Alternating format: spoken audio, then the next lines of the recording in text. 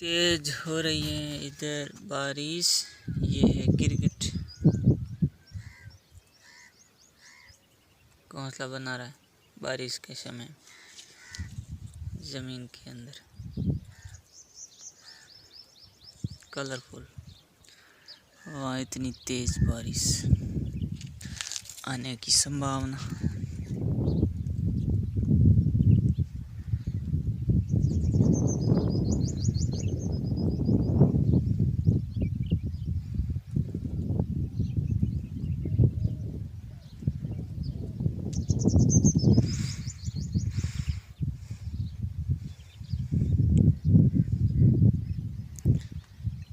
देसी जुगाड़, Marwari culture.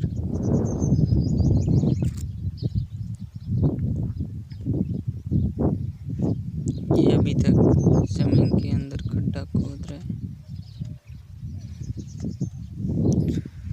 Beautiful नज़ारा, बहुत शानदार।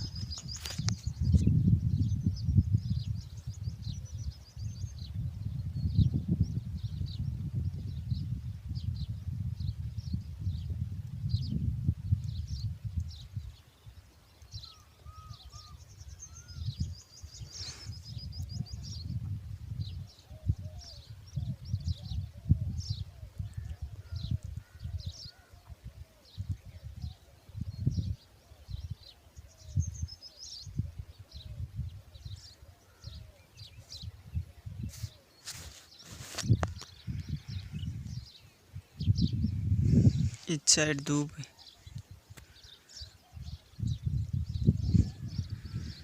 इस साइड में बारिश का मौसम हो रहा है।